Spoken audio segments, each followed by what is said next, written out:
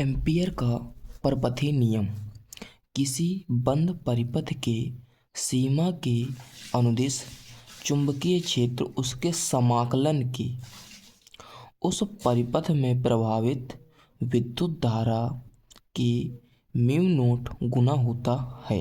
एक बार और देख लेते हैं। किसी बंद परिपथ की सीमा के अनुदिश चुंबकीय क्षेत्र उसके समाकलन की उस परिपथ में प्रवाहित विद्युत धारा की म्यू नोट गुना होता है। ये एम्पीयर का परपथीय नियम है।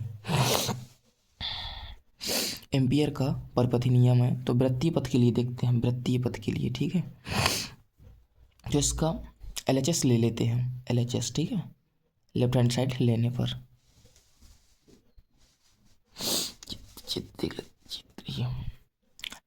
LHS ले लिया हमने ठीक है।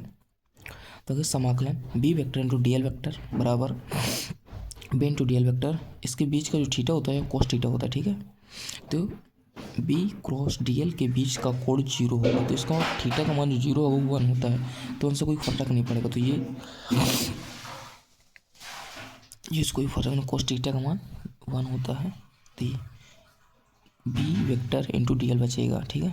तो बी का जो मान होता है, बी वेक्टर का मान होता है म्यू अपान 2 पाई आई अपान आर ठीक है। और डी एल समाकलन का जो मान होता है 2 पाई आर होता है।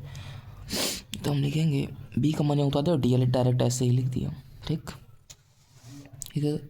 Mu upon I 2 pi R into D L का मान जो था 2 पाई आर ठीक है। समाकलन 2 पाई आर यहाँ पर लिख दिया हमने।